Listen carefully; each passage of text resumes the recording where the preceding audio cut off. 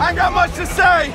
We know what this one's about, right? Yeah. We know what this one's for. It's what you work for in the off season. During the season, you work for this one right here. All I know, we're gonna play together, man. We play together, all of us, 60 minutes. This game is all about who can play harder for longer. And I like where I stand. In the middle with you now. Let's go.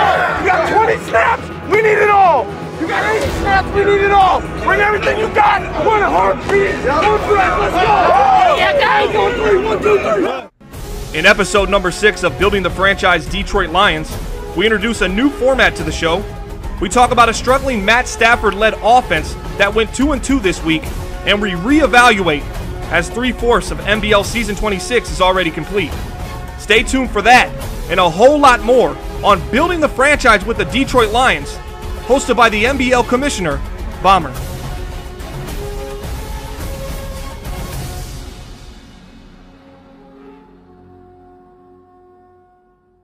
All right, what's up, MBL Network? It is episode number 6. Saturday, once again, as we're going to come on every Saturday. New format to the show. We're going to try to make our shows about 10 minutes long.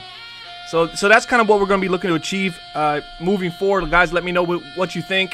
As you see, we're in practice mode right now because we need some practice. As you see, Theo Riddick starting out there. So I have some information for y'all we'll pass down. I just finished my Week 13 game against the Ravens.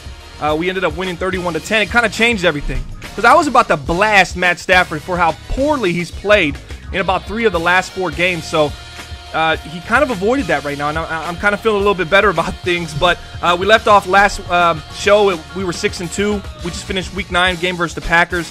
Next week, Week 10, we took on the Browns. And it was a devastating game for us, man. I mean, dominated whistle to whistle. We had a good first drive. We just couldn't get the run game going, and the pass game wasn't going for us. And then in the second half, we couldn't stop the run at all. And they ended up, defeating us 22-7. But we got a couple highlights from that game. Yeah, so it started off good. I mean, our first drive, as you can see right here, we're on the 29-yard line, 1st and 5. Little play action. Stafford looking over the middle of the field. We find Kenny Golladay, the rookie, and he kind of gets a little elusive and gets in. So we're feeling pretty good, and it just did not work out. It was so bad, and we needed our defense to come up with turnovers. And honestly, they've struggled to do that the entire season, to come up with turnovers in clutch situations. As you see Glover Quinn right there just jumping the route. They tried to run a screen, and they decided to pass it. So, that was a tough loss Week 10 at home. We're really struggling at home. We haven't lost on the road, but at home we just seem like we can't get it done. Week 11, we went into Chicago. This was a big game. They had a game lead on us at this point in the NFC North. And you know how many times we've won the NFC North. If you don't know, go to MaddenBomberLeague.com. Check it out. So we had to win this game, and we came into Chicago, and we did just that. We had a great 4th down stop as well to seal the game as we defeated them 23-7. So I'm feeling pretty good. I mean, we're 7-3, not the best record we've ever had, but we just beat the Chicago Bears, who are atop our division, and we needed that win to kind of stay alive in this NFC North hunt. Can't believe I'm saying that, but I'm actually saying that. Big shout out to Bob and his Bears. They've been playing great. But now, Week 12, we're going to play Minnesota at home, and we've struggled at home. And same results happen. We end up losing that game 20-10. We can't put up points on the board. I mean, 10 points from this offense is pathetic. And this is when I was really curious about how Matt Stafford would bounce back in Week 13. But Week 12, we just got dominated by the Minnesota Vikings, and Stafford missed so many throws that just kind of put us in a position where we didn't have any confidence on offense late in the game. Even though we were only down less than 2 scores, there was opportunities there. We just couldn't capitalize on them. And check out this play. I got this reception from Marvin Jones. Probably the most worthless highlight you've ever seen, but it was a crazy catch. And Marvin Jones, we'll talk about his season stats here in a little bit. He's been our leader on offense receiving. He's been healthy. Golden Tate's obviously been struggling with injury multiple times this season. So check out this clip real quick. All right, so it's 1st and 10. We're down 10 points. Minute 17 left. We got 3 timeouts. We need a miracle. And miracle on Marvin Jones Street. Why not? I just bomb it up, throw it up there on 2 guys. I don't care at this point. See what he can do. And oh my gosh, what a phenomenal catch from Marvin Jones. As I said, the most worthless highlight you'll watch today, but maybe the most impressive, as Marvin Jones just continues to be that workhorse for us. Week 12, also, we realized one important thing about scouting is that it's changed directions like 5 times. And I just believe personally, and this is the part of the show that I'm really going to enjoy. I really believe personally we got to start going outside linebacker. I mean, I just think the linebacker core that we have has given up so much against the run.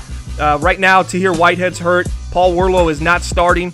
You can check our depth chart at MaddenBomberLeague.com.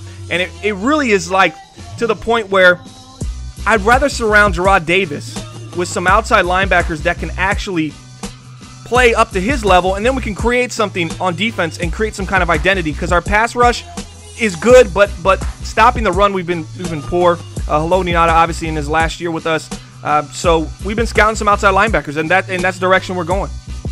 Yeah, so at the end of Week 12 game versus the Vikings, we actually were able to sign Kerry Hyder. We offer him a 5-year deal, around 23. I think we get him for about 23, 24 million. 26 years old. He's leading our team in sacks, pass rusher.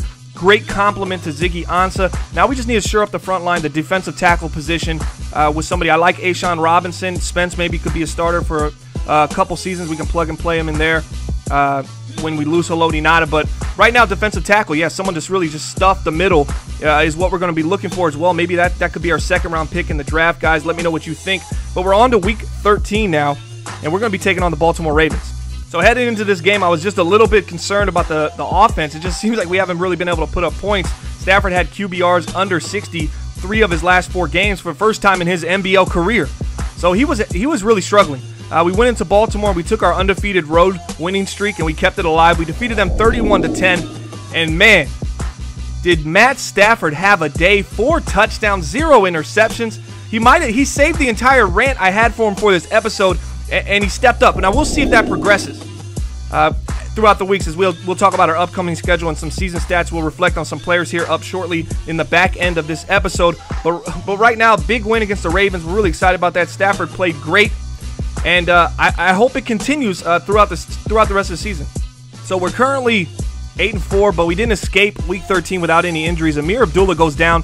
But you know what? I was thinking about making the change back to Theo Riddick, and I didn't know what I was going to do with Amir. Honestly, the fumbling has been horrible. So what we did, we put Amir Abdullah on injury reserve. He's going to be out 4 weeks, basically the entire regular season. He's fumbled so much. I think he has 4 or 5 fumbles this season. Theo Riddick has 4 or 5 too, but at least Theo, we can plug and play him in different areas, and he can be effective for us.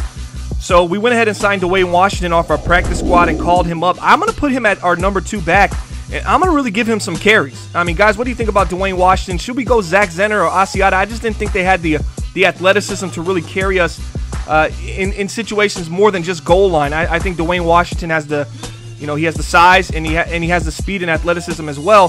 So I think this is a good pickup for us, Dwayne Washington, moving him from our practice squad and putting him on the squad. All right, we're almost towards the end of the show. As I said, this is a new format, 10-minute episodes. I want to go over some season stats. Let's take a look at quarterback real quick. Matt Stafford, not playing his best year in the NBL. Hopefully he picks it up towards the end of the year and closes out and has a strong 100 QBR. That's the goal, at least 100 QBR from Matt Stafford. Wide receiver stats. Look at this. Marvin Jones, man. This guy's been durable. He's been efficient, and he catches what we expect him. As a number 2, he's been solid. I'd say he's definitely maybe even a 1B for us right now, because Golden Tate really has been kind of disappointing as of late. Let's go to sacks allowed on the offensive line. What do y'all guys think about Greg Robinson? Now looking at this stat, I'm a little more concerned about him than I originally was. And notice Corey Robinson's been filling in for Rick Wagner, who comes back in 4 weeks. And he's already given up 5 sacks, I think, in 2 games, 3 games. So that's not a good sign. We've got to get some depth at offensive line. Let's take a look at defensive sacks. As you see, Kerry Hyder, we just extended him, gave him a 5-year deal. Well worth it, over 10 sacks this season. He's been playing tremendous. Here's a look at our remaining schedule for our Detroit Lions. And we got some tough games left. We definitely do. And make sure you follow along. MaddenBomberLeague.com. Check it out. Also want to check out our NFC North rival, the Chicago Bears. Check out their schedule. Let's look at this. The final 3 games is going to come down to this. Those bums somehow are still in this race, and I really don't even know how, but they're alive. They're a scrappy bunch. So, guys, I hope you guys enjoyed this episode. We'll see you next time.